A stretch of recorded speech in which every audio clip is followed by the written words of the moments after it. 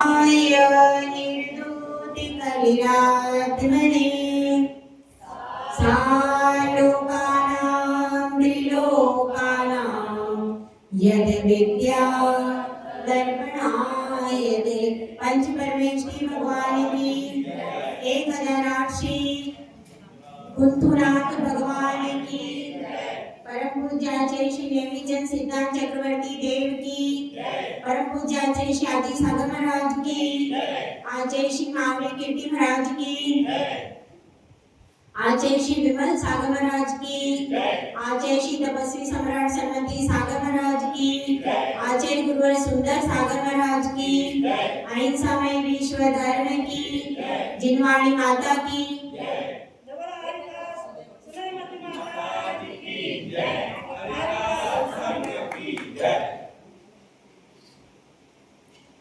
धर्म और धन परस्पर विरोधी है, फिर भी कहा जाता है कि धर्म पुरुषार्थ के अनुसार धन को कमाना।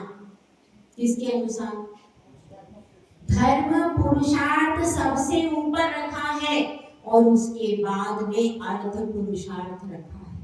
इसका मतलब क्या है कि आपको धन कमाना है, अर्थ पुरुषार्थ करना है, लेकिन धर्म के अनुसार करना है। धर्म को छोड़ करके अधर्म से धन का अर्जन नहीं करना। और इसमें से देखिए 5 अनुव्रत हैं, इसमें से कितने धन से संबंधित हैं? हाँ भाई, प्रश्न का उत्तर दीजिए। 5 अनुव्रत हैं, इनमें से कितने अनुव्रत का धन से संबंध है? एकदम साक्षात संबंध है, बताइए। अहिंसा अनुव्रत का किससे संबंध है? धन से। अच्छा, और आपसे कमाई और सत्यात्म सभी का आएगा। परिग्रह एक नंबर परिग्रह हिंसा भी की जाती है। परिग्रह में ज्यादा धन के लिए ही तो हिंसा होती है।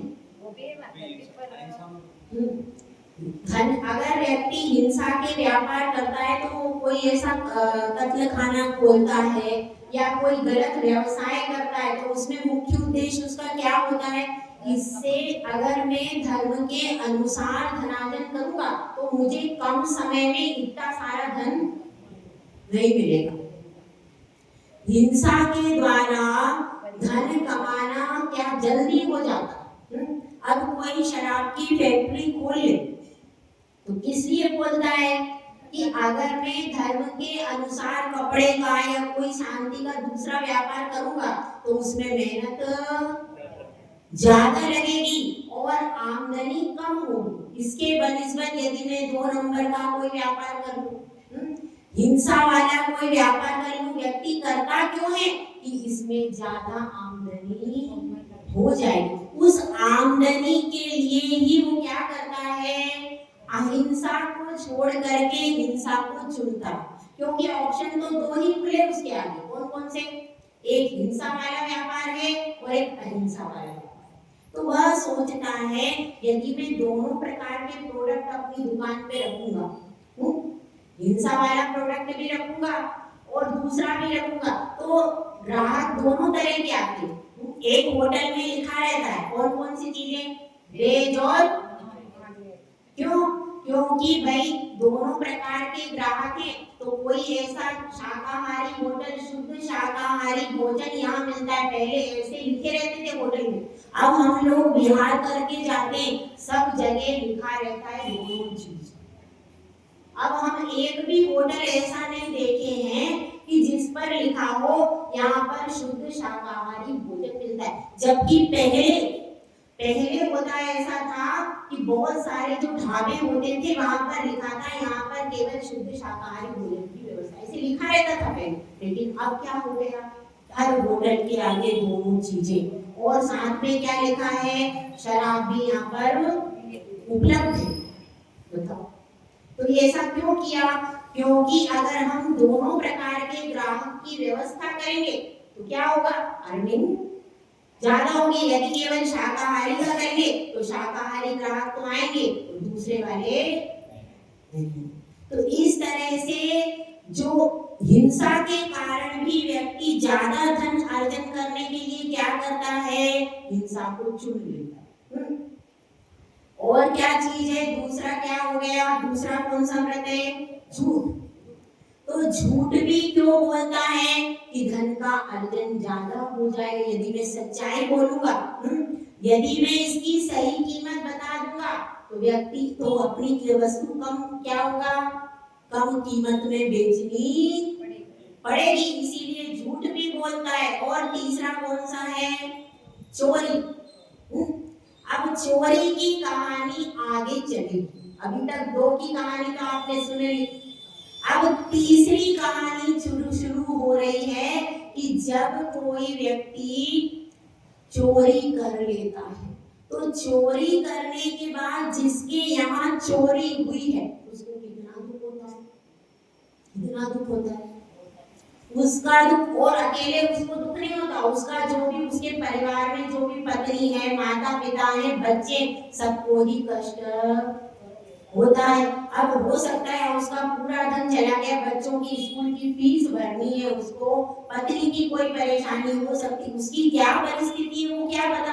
अब उसका पूरा धन चला जाता है, उस समय पे उसकी स्थिति कैसी रहती, उसको ऐसा लगता है कि मेरे प्राण चले जाएं, मैं अब क्या करूं, मेरे घर में पत्नी है, बच्चे हैं, मेरे माता पिता बूढ़े, उनके भोजन की सामग्री में कहां से लाऊं। लगता कैसा उसको बहुत बड़ी विपत्ति लगती है। तो इसलिए चोरी करना कभी भी अच्छा, क्योंकि उससे कितने सारे जीव, जितने भी जीव उस परिवार के थे और उस परिवार के थे, अब उसकी बेटी ब्याह के दूसरी जगह गई है, उसको भी पता चलता है तो उसको भी तकलीफ।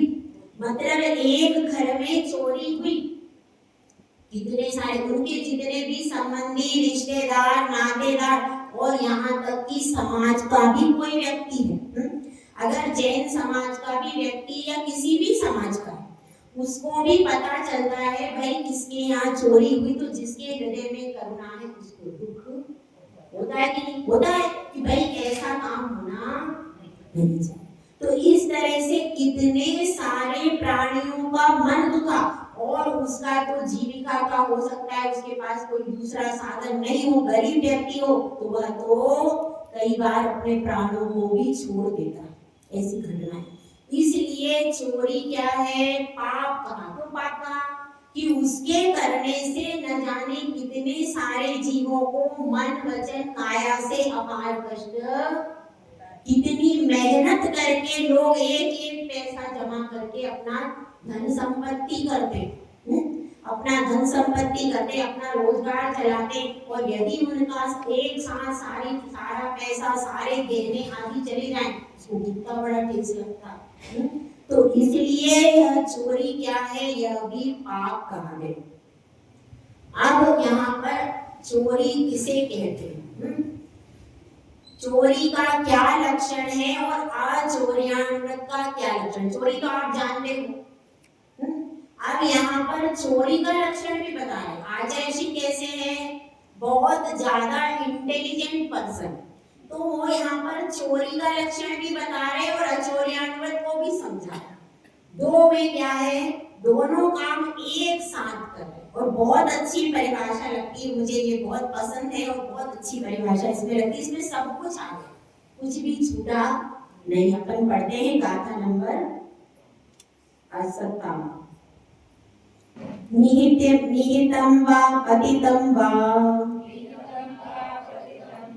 सुविस्मृतम वा परस्वं मविसृष्टम परस्वं विसृष्टं न हरति यन्न च दत्ते तत्कृश्चौर्यादुपारमणम्।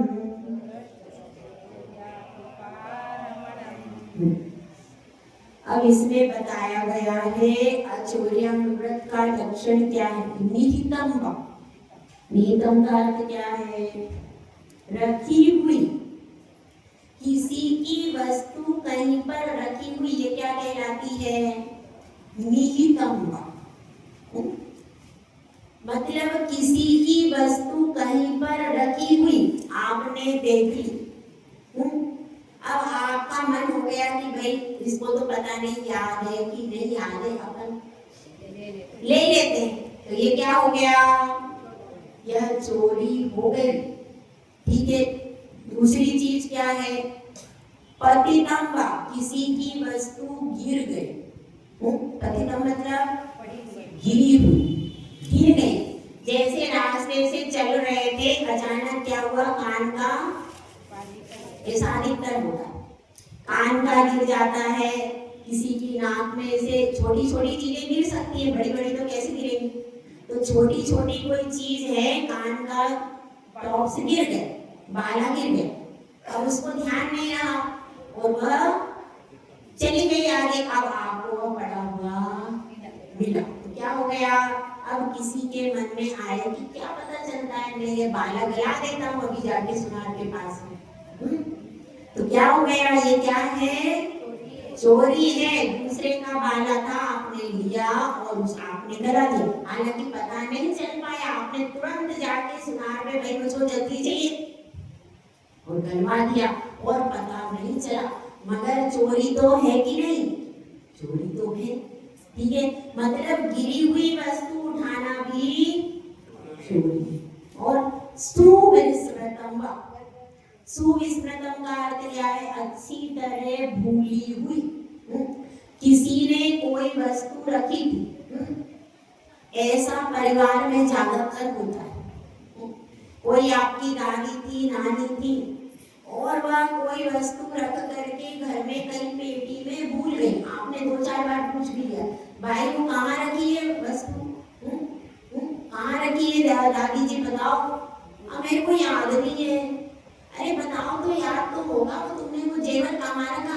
कुछ याद नहीं। तो अब क्या हो गया? अब आपको लग गया ये अच्छी भूल गए। अब आपको पता है कि वो वस्तु कहाँ रखी। अब आपने सोचा अब मैं इस पे ये जेवर इनका जो है, यह करदनी इनकी है, ये भूल गई है, तो मैं अपन, ये क्या हो गया? यह चोरी है, वो भूल गया है, आपने उठा ली, क्या हो गया? चोरी हो गई। गिरी हुई वस्तु को थाने में जमा कर दो। अभी बता रहे हैं, थाने में भी लेके चल रहे हैं। ठीक है, ये हो गया। उसके बाद क्या है? ना हरति यन्न च दत्ते, ना वह हरण करता है और ना किसी को देता है, ना स्वयं लेता है और ना अन्य किसी को देता है। उसके क्या होता है? उसके क्रश, यानी कैसा है ये? स्थूल रूप से छोटा है, छोटा व्रत है ये।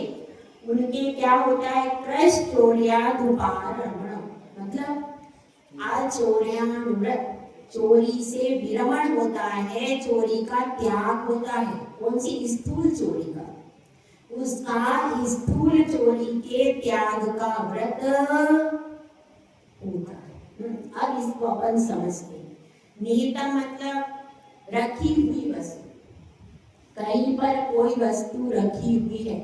अब इसमें ये जरूरी नहीं है कि उस वस्तु को याद है कि नहीं याद है, सब प्रकार से। अब जैसे एक घटना है, एक कोई व्यक्ति था, वह चोरी का माल लेके भाग रहा था। अब उसको लगा कि मेरा पीछा कौन कर रहा है? पुलिस कर रही। तो उसने क्या हुआ? ट्रेन में चढ़ा। अब उसको लगा कि पुलिस अब पीछा छोड़ने वाली नहीं है, तो उसने क्या किया? वो बैग, अच्छा सुंदर बैग था, और वो सुंदर बैग उसने कहाँ छोड़ दिया? सीट पे छोड़ दिया और भाग गए। अब क्या हुआ? दूसरे व्यक्ति ने सोचा कि भाई इस बैग में कुछ तो है, तो अब क्या किया उसने? ऊपर सीट पे वो था, नीचे वाला तो भाग गया बैग लेके। अब वो नीचे उतरा, अब पुलिस आई और पुलिस सिविल ड्रेस में थी। अब उसने पूछा भैया ये बैग किसका है? तुम्हारा ही है क्या? हाँ मेरा ही है। अब उसने कह दिया मेरा है, तो क्या हो गया? पुलिस ने उसको पकड़ करके, वो पछता रहा है, बड़ा पछताने से, हालांकि उसका कुछ था भी नहीं, लेकिन उसने अपना कह दिया। ऐसी घटनाएं होती है। तो इसीलिए क्या होता है कि कभी भी जो किसी का सामान पड़ा हो तो अपने को नहीं उठाना। एक और कोरोना काल की घटना है। क्या हुआ, उस समय मास्क बढ़ रहे थे तो मास्क बहुत महंगे हो गए। अब इस समय पे लोग बहुत परेशान रहते थे, कई बार मास्क बहुत महंगे महंगे मिल रहे थे। उस समय पर एक लड़की आई और वह कहने लगी कि भाई मैं फ्री में, कंपनी ने सेल की है कि भाई लोगों की सहायता के लिए फ्री में मास्क बांट लो। तो सबने कहा ठीक है, बढ़िया है। सब लोगों ने फ्री में दे लिए, तो उस समय महंगे मिल रहे थे, सबने ले लिए। अब ले लिए, अब उस व्यक्ति ने, अब लड़की में खड़ी रही, गई नहीं रही है। अब उसने, व्यक्ति ने मास्क तुरंत बांध लिया और जैसे ही कार की तरफ जाने लगा अचानक बेहोश होके गिर गया। अब उस लड़की ने, उसकी कार थी, वहां से खोल के सारा सामान लिया और वो लड़की भाग गई, क्योंकि उसमें क्या था, क्लोरोफॉर्म था। इसलिए फ्री की चीज भी नहीं लेना। फ्री में कोई बांट रहा हो चीज तो समझो उसमें कुछ ना कुछ काला है। तो इसलिए क्या है, कोई भी वस्तु फ्री की भी कोई दे दे तो ऐसी कोई बिस्कुट आदि खिला देते थे। अब सफर में जा रहे हैं, भाई बिस्कुट लोगे क्या? नहीं क्या, कैसे? अरे नहीं, ऐसे दोस्ती में ले लो। बिस्कुट ले लिया, अब बिस्कुट खाया, वैसे क्या हो गया, बेहोश हो गए और वो सारा सामान लेके चंपत। ऐसी घटना है।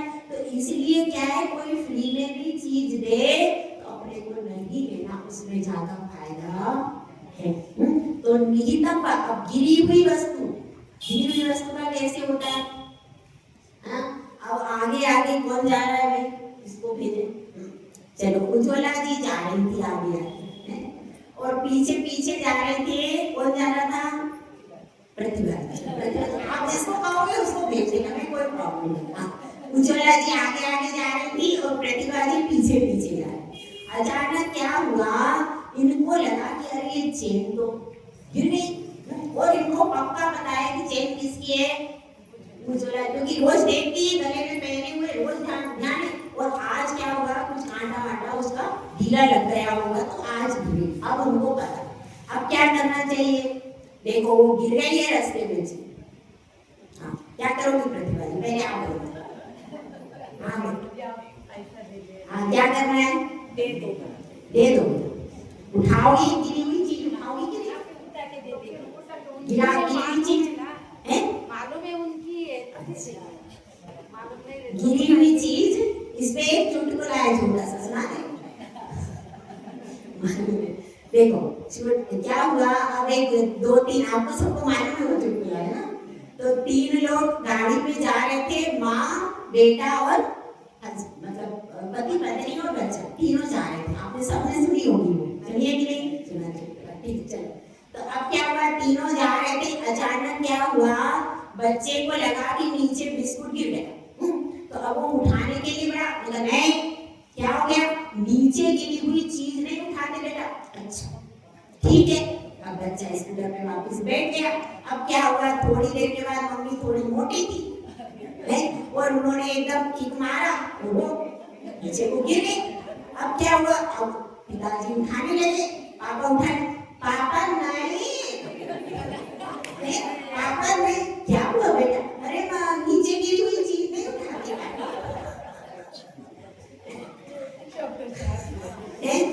तो अब क्या होता है, ये चुटकुला है। हालांकि इसलिए अब यहाँ पर बता रहे हैं कि पतितम किसी की गिरी हुई चीज तो आपको पता है उज्ज्वला जी की है, इसलिए आप उसको उठा लो। और यदि आपके किसी दुश्मन की गिर गई और आपने उठा ली और उसको देने भी पहुंचे, क्या होगा, इसने मेरी चीज चुराई और वो रिपोर्ट और कर देगा। तो इसीलिए सोच समझ के उठाना और देना, ठीक है। जो अपना परिचित है, जिसका अपने को विश्वास है, उसकी वस्तु, लेकिन अगर आपने उठा के अपने घर में रख ली तो वो चोरी। मतलब उसको जैसे ही उठाई है वैसे ही सूचना दे दो, भाई आपकी जो चेन थी मेरे पास है, आप आके मेरे पास ले जाओ, नहीं तो मैं आपके पास दे दूंगी। तुरंत उसको सूचना आपने दे दी, आप फ्री हो गए। और जैसे ही वो व्यक्ति आया तुरंत आपने सामान को दे दिया। ठीक है, यदि हो सकता है अब उस समय उज्ज्वला जैसे 10 लक्षण के पहले की बात है, उस समय उज्ज्वला जी 10-12 दिन तक चली गई बाहर और उन्होंने फोन का भी त्याग। अब वो वस्तु आपके पास 12 दिन तक रखी है, रखी है क्योंकि देना इन्हीं को है, इन्हीं की चीज है। तो अब वो 12 दिन तक रखी है, लेकिन आपने क्या संकल्प किया, ये उनकी धरोहर है, जैसे ही वो आएंगी वैसे ही मैं उनको तुरंत वापिस दे दूंगी। ठीक है, और इसमें पतितम भाव में और भी चीजें होती है, जैसे कुछ लोग कहते हैं कि भाई पैसे उठा लो और मंदिर में गुल्लक में डाल दो। तो चोरी का माल क्यों मंदिर में डालना?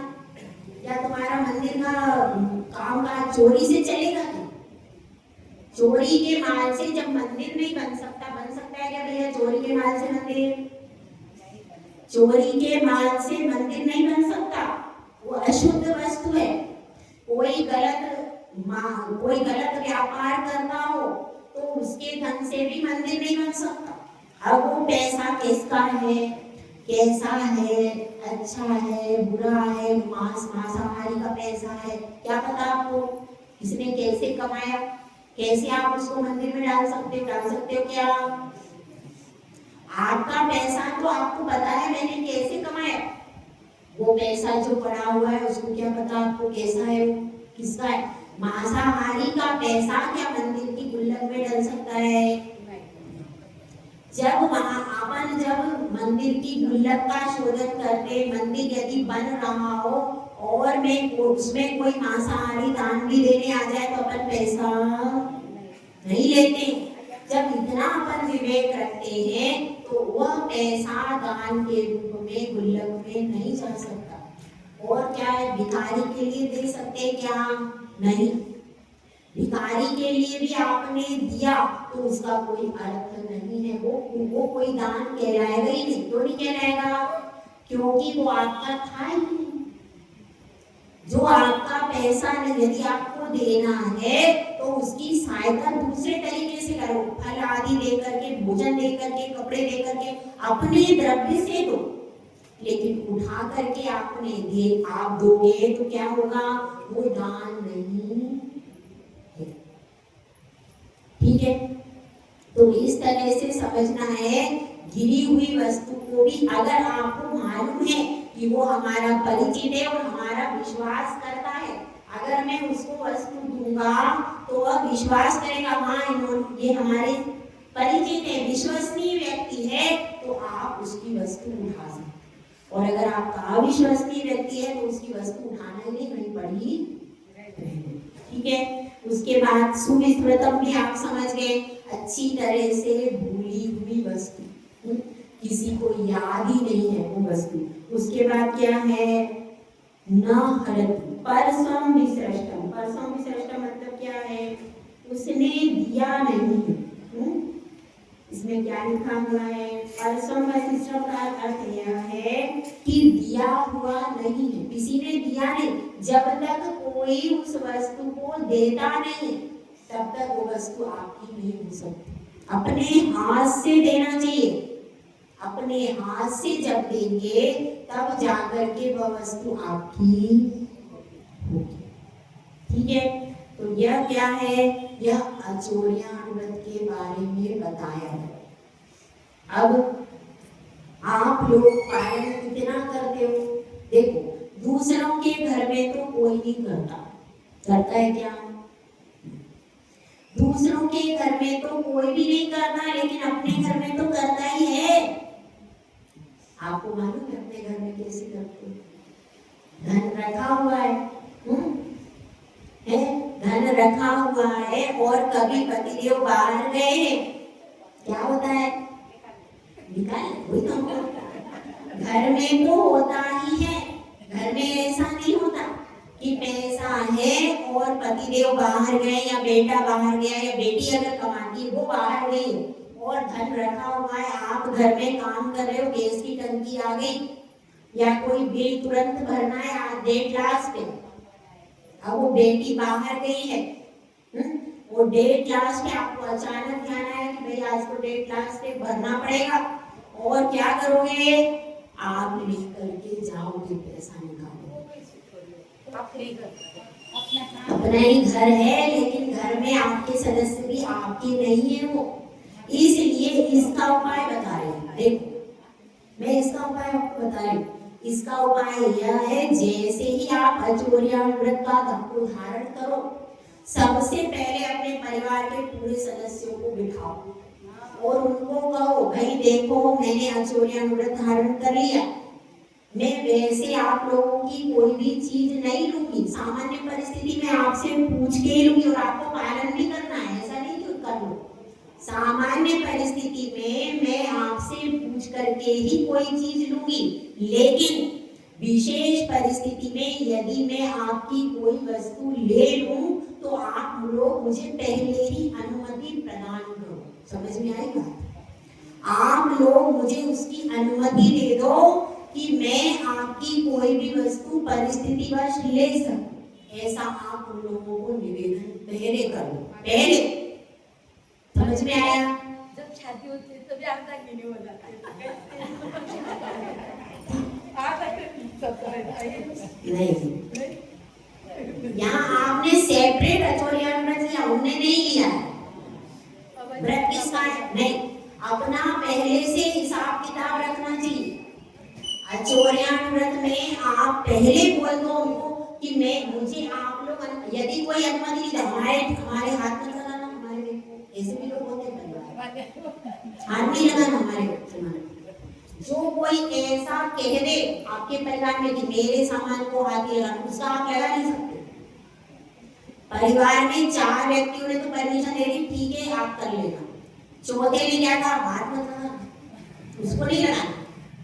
जिसने ऐसा कह दिया है तो आप बच गए ना, क्योंकि आप भविष्य में उसकी चीज को छूटे, वह भी रोता, आप भी रोते, इसलिए ठीक है। इसलिए आप परिवार को बिठा करके एक बार बोल दो, भाई मैं कोई किसी का सामान परिस्थितिवश किसी के पैसे अगर ले लूं तो आप लोगों को बुरा तो नहीं लगेगा, आप लोगों की अनुमति है, जिसने अनुमति दे दी उसकी ले लेना, जिसने अनुमति नहीं दी उसकी मत कभी मत ले, ठीक है। तो इस तरह से आपका हिसाब पहले दिन से ही क्लियर हो जाए। और उसके बाद भी ऐसा नहीं कि अब आपने एक बार बोल दिया व्रत लेते समय और आपको 4-5 साल हो गए तो आपको कुछ नहीं बोला, ऐसा नहीं है। तब भी आपने जब जैसे आपने किसी की अनुपस्थिति में सामान निकाल लिया, मोबाइल की व्यवस्था अच्छी है इस मामले में, तुरंत फोन करो, बेटा मैंने तेरे पास से इतने पैसे निकाल लिए हैं, क्यों निकाले, वहां पर देखो बिल भरना था, विशेष परिस्थिति थी, इतने पैसे ले लिए। वह आपकी बेटी कह देगी मम्मी कोई बात नहीं, ठीक है, तो ये हो जाए। तो फिर उसने कह दिया ना, बस आपका सिर से बर्डन, तो तुरंत कहना पड़ेगा।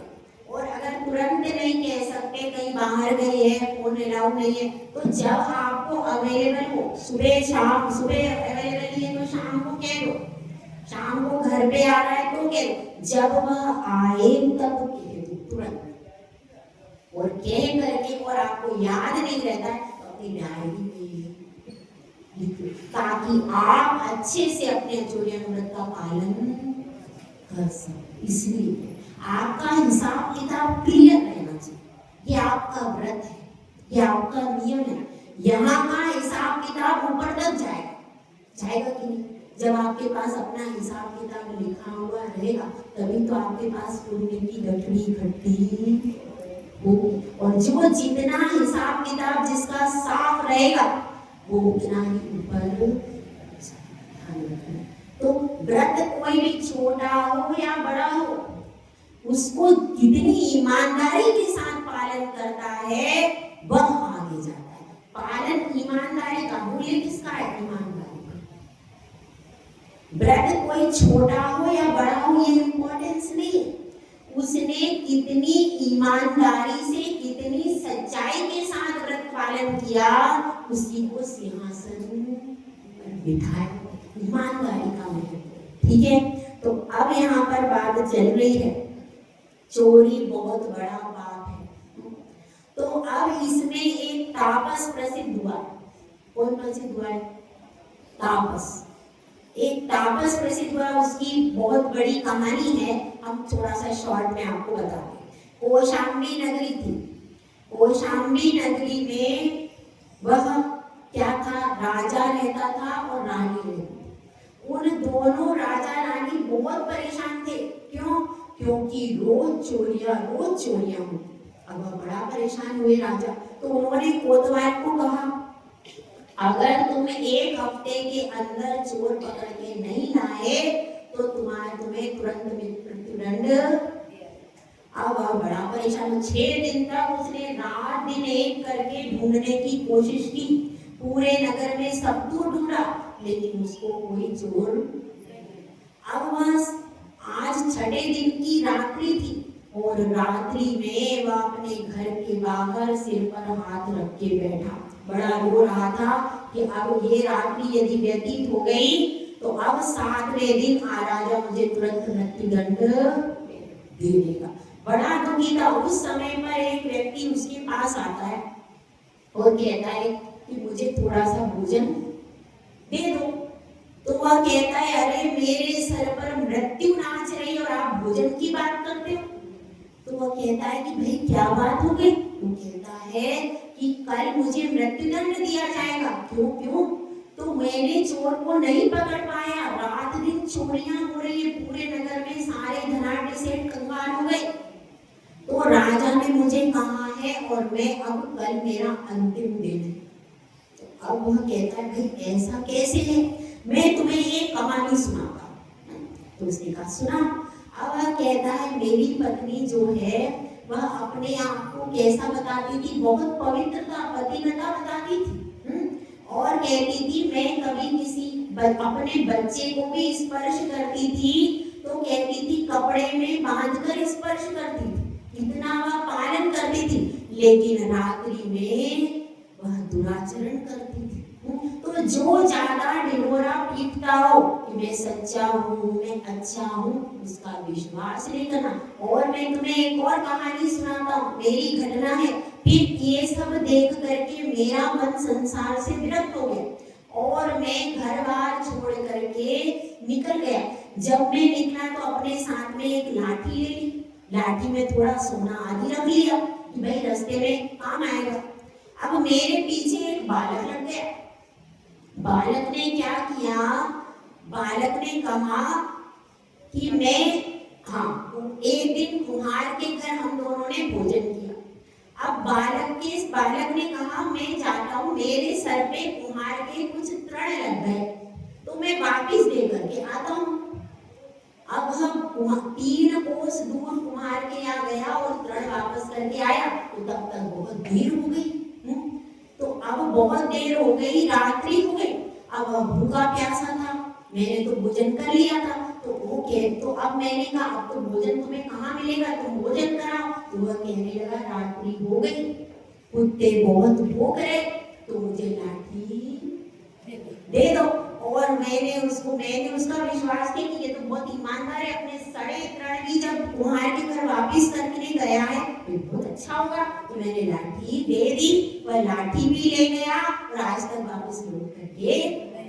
इसलिए जो ज्यादा कहता हो, जो ज्यादा सच्चा बनता हो, वही तुम्हारी चोरी करता है। तो वह कहता है, हाँ यहाँ गांव के बाहर एक तापसी रहता है, तो तुम उसी तापसी के यहाँ कैसे जाओ, मैं कैसे पता करूं? तो ब्राह्मण कहता है मैं ही जाता हूँ। अब वह जाता है उस तापसी के पास और जाता है और अंधा बन जाता है।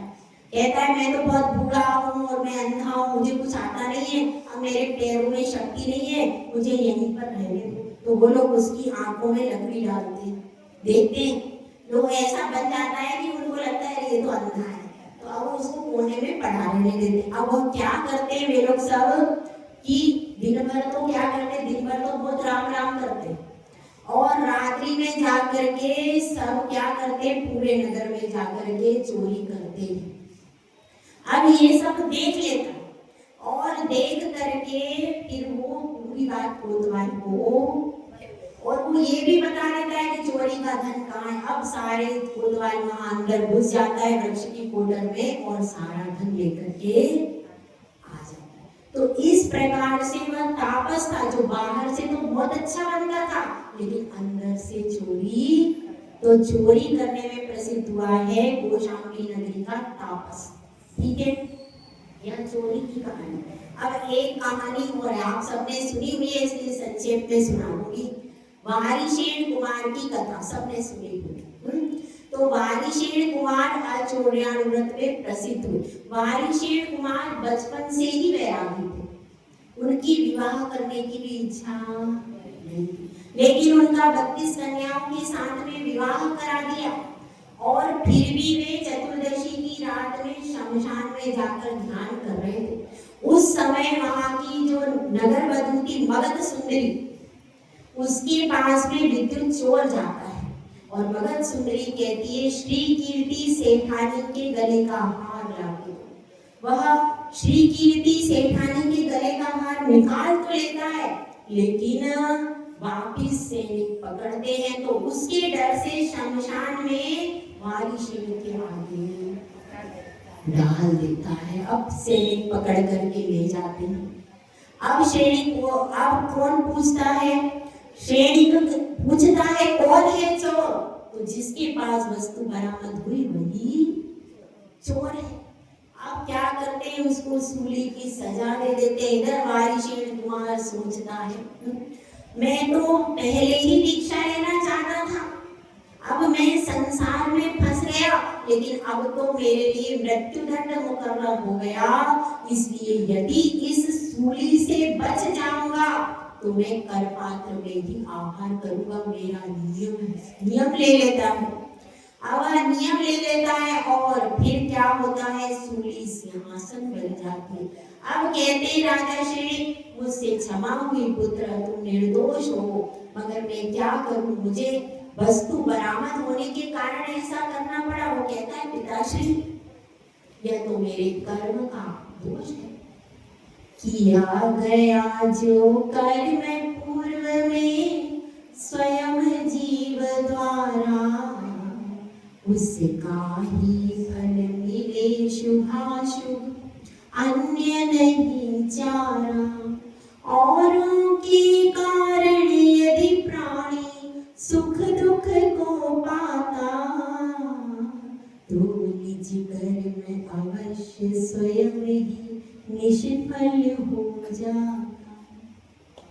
और फिर क्या होता है? उनके मन में तो वैराग्य का दिया जल गया। वैराग्य का दिया जलता है तो फिर कुछ नहीं दिखता। एक भोगी को भोग नजर आते हैं और एक वैरागी को अपना वैराग्य नजर आता है। उनके हृदय में वो वैराग्य का दिया जो कि बुझने लगा था भोगों की आंधी से, फिर से वो जला लेते हैं और कहते हैं पिताश्री अब तो नियम हो गया, अब तो मैं करपात्र में ही आहार लूंगा, मैंने नियम कर लिया है, अब मैं महलों में नहीं जाऊंगा। मैं तो अब वह जो शिव पद है वही मेरा अब उस और ही मेरे जीवन का रथ है। और वह चले जाते हैं। वारिशेन कुमार आचौर्यानुव्रत में वे प्रसिद्ध हुए हैं। तो ऐसे ही हमको भी इस आचौर्यानुव्रत का पालन करना है, चाहे आप घर में रहो या वन में रहो, लेकिन किसी की भी वस्तु को लेने का भाव मन वचन का ऐसे नहीं आए। जय बोला जय सुंदर सागर महाराज जी।